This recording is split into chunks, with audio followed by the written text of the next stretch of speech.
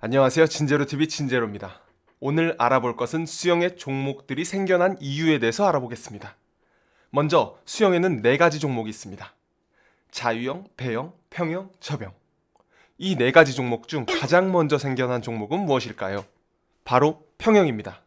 동작이 개구리 같다고 해서 개구리 영법이라고도 불리는 이 영법은 인류가 수영이란 것을 시작하면서부터 생겨났습니다.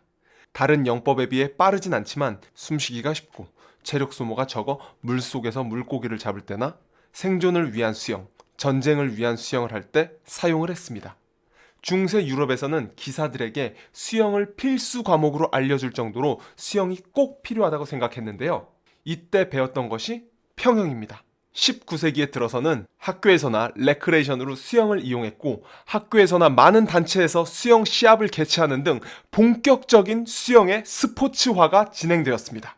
이때 대부분의 사람들은 평영이란 종목밖에 인지하지 못했습니다. 1844년 이 당시 수영은 이미 영국에서 큰 인기를 누리는 종목이었습니다. 이때까지 평영이란 종목밖에 하지 않았던 영국 선수들, 영국 수영연맹의 초대로 영국으로 온 북아메리카의 인디언이 있었습니다. 이 인디언은 동물들의 수영하는 모습을 보고 배워온 영법을 이 행사에서 했습니다. 손은 풍차처럼 돌리고 발차기는 위아래로 번갈아 차며 차는 지금의 자유형과 유사한 동작이었습니다. 당연히 평영보다 훨씬 빨랐고 모두가 놀랐습니다. 이 행사에 참석한 한 관계자는 북아메리카 인디언이 보여준 영법은 유럽식 영법과는 완전히 달랐습니다.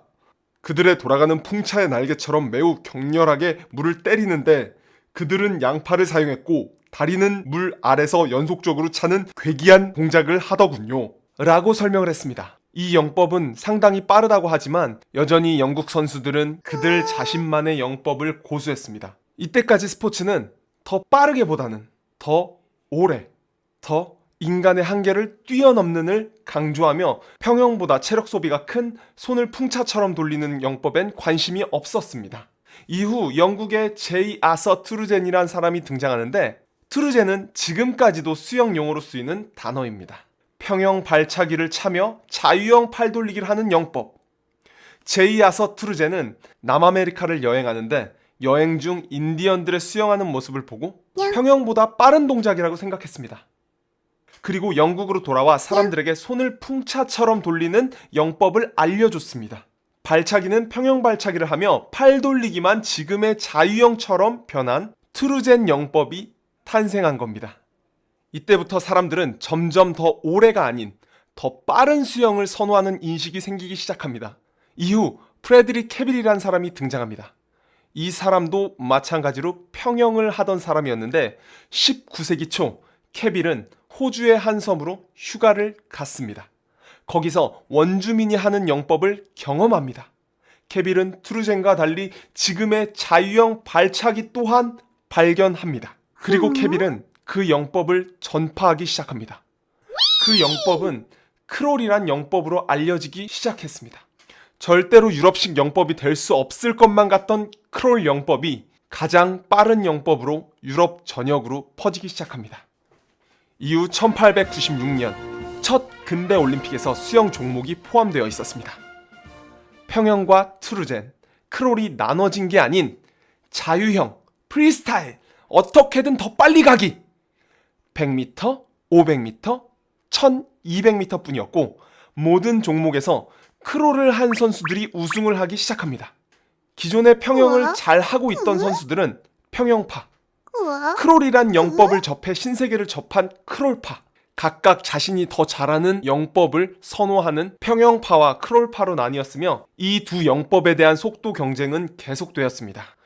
지금으로선 당연히 크롤이 더 빠르다고 생각하겠지만 그때 당시에 평영이란 종목의 자부심도 있고 최고의 영법이라 생각한 사람들은 쉽게 크롤로 넘어갈 수 없었습니다.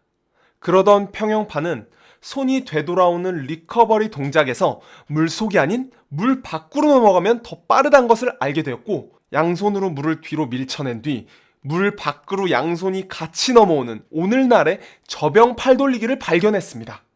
이후 평영파는 평영과 오버헤드 리커버리가 합쳐진 접영 팔돌리기에 평영 발차기를 하는 영법을 했고 평영과 자유형 경기가 나눠진 후에도 평영 경기에서 이러한 영법을 하는 사람들이 많이 있었습니다. 한참 지금의 저병 팔돌리기와 평영 발차기가 합쳐진 영법이 유행하던 때 아이오와 대학 코치인 데이브 암브러스터와 그의 제자인 잭 세이그는 팔 동작을 연습하던 중 고개를 숙이며 몸 전체에 웨이브를 주는 돌핀킥이라는 새로운 킥을 개발하게 되었습니다.